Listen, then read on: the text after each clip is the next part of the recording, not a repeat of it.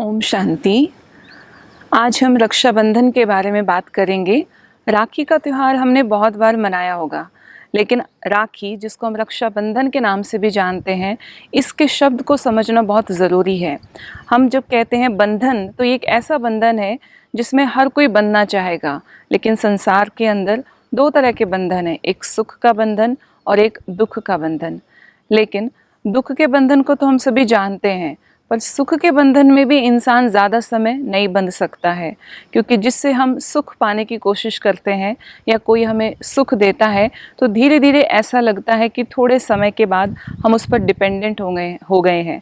लेकिन सुख के लिए भी डिपेंडेंट होना किसी के ऊपर हमें थोड़े समय के बाद लगने लगता है कि हम बंध गए हैं। तो इस तरह से ये बंधन किसी को भी पसंद नहीं आता, चाहे वो सुख का हो या फिर दुख का हो। तो जब हम बात करते हैं राखी की, तो राखी के शब्द में ही इसका अर्थ छिपा हुआ है। जैसे हम कहते हैं राखी, तो मतलब क्या, किसने रखी, क्या रखी, तो यानी कि हमारा मान रखा, हमारी इज्जत रखी, इस तरह इस शब्द को कहते हैं राखी। इसलिए कहा जाता है कि जो राखी है, जब हम परमात्मा के प्यार में बंध जाते हैं, तो वो हमारा मान, सम्मान, इज्जत और हमारी रक्षा के लिए हमारे साथ बंध जाता है। वास्तव में देखा जाए तो राखी की जब हम शुरुआत करते हैं, तो कोई भी बहन जब तिलक लगाती है उसको, तो इसी से ही इस त्यौहार की शुरुआत की जाती है। लेकिन यहाँ हम परमात्मा को बीच में क्यों ला रहे हैं, जबकि हम देख रहे हैं कि पूरे संसार के अंदर तो ये भाई और बहन का त्यौहार है। कहा जाता है कि जब परमात्मा के साथ कोई भी प्यार में बंधता है या उसके साथ कोई प्रतिज्ञाबद्ध हो जाता है, तब कहा गया कि उसे द्रौपदी की तरह हमें पुकारने की ज़रूरत नहीं पड़ेगी। वो हमारे साथ हमेशा ही उस रक्षा के लिए बंध जाता है। तो इस प्रकार से जैसे परमात्मा हमें यही सिखाते हैं कि हम सभी को अपने पूरे जीवन को बदलने की ज़रूरत नहीं है, लेकिन शुरुआत करने के लिए एक छोटी सी चीज़ की ज़रूरत है, वो है अपने विचारों को बदल लेने की। जिस प्रकार से हमारी रक्षा अपने आप ही हो सकती है। मान लीजिए हमने एक बहुत सुंदर एक घर बनाया, एक बंगला बनाया, और उस घर के अंदर हमने बहुत सारी फैसिलिटीज़ की चीज़ें रखी हुई हैं और उन सब का सुख हम प्राप्त करते हैं।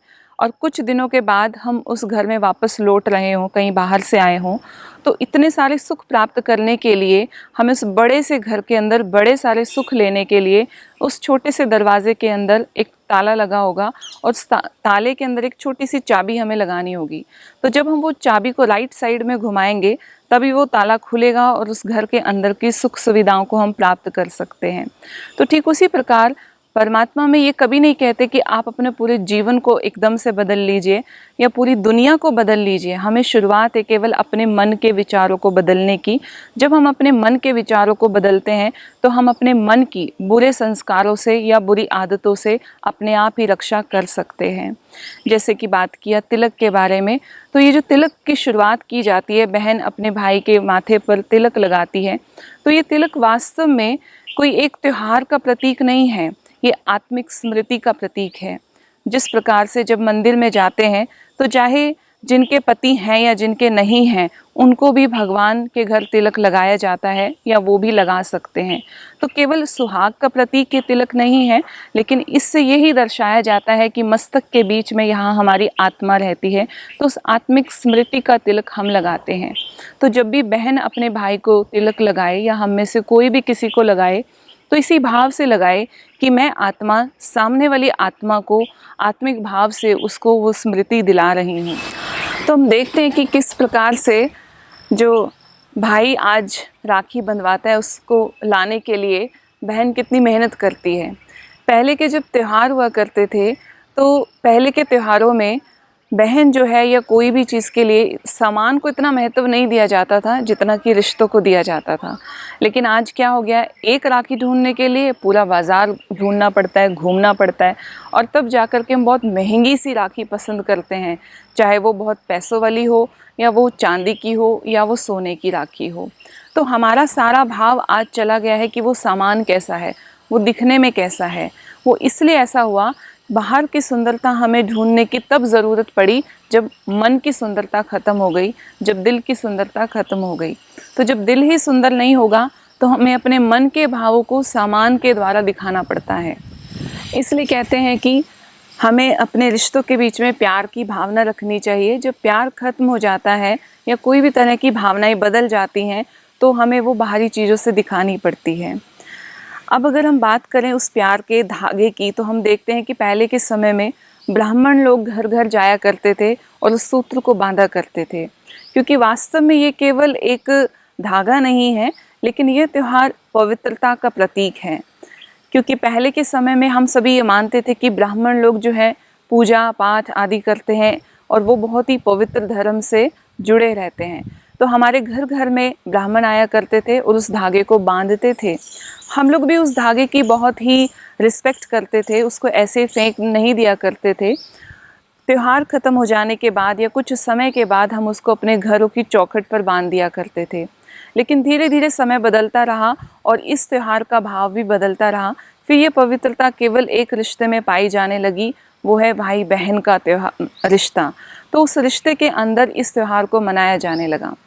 और फिर अगर हम बात करें इस त्यौहार के अंदर यूज़ होने वाली छोटी छोटी चीज़ें, जैसे अगर हम मिठाई की बात करें तो इसके लिए एक बात याद आती है कि कहते हैं कि चाकू, खंजर या तलवार आपस में करते वार कि कितना किसका है गहरा वार। इस बात को लेकर वो लड़ रहे थे और पीछे से शब्द ये देखकर मुस्कुरा रहे थे।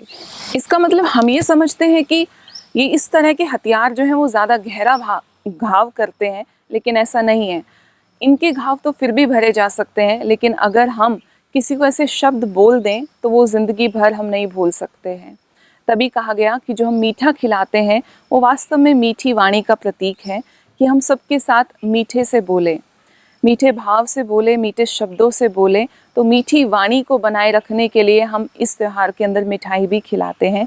तो केवल भाई और बहन को ही आपस में मीठे शब्द बोलने की ज़रूरत नहीं है, लेकिन हम सभी को ही आपस में मीठे से बात करने की ज़रूरत है।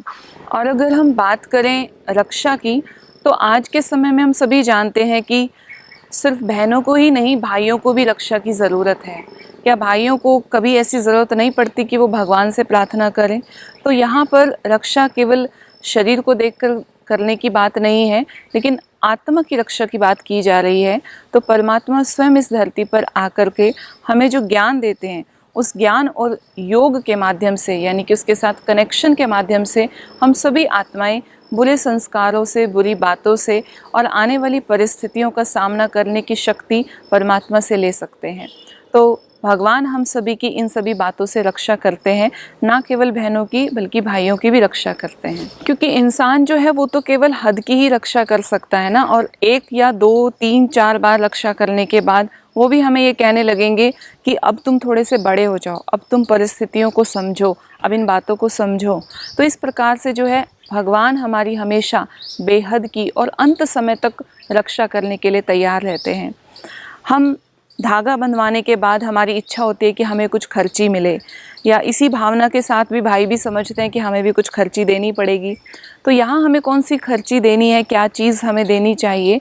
तो हम सभी को, अगर हम सब मिलकर के अपने अपने बुरी बातों को, मन के अंदर के भाव, गलत भावों को दे दें, उसका अर्पण कर दें, उसको समर्पण कर दें, तो वो वास्तव में सबसे बड़ी खर्ची होगी। क्योंकि अंदर से मन के बुरी बातों को निकाल देने के बाद हम रिलेशनशिप को जितना स्ट्रॉन्ग बना सकते हैं, वो किसी इन सब दिखाई देने वाली चीज़ों से नहीं बना सकते हैं।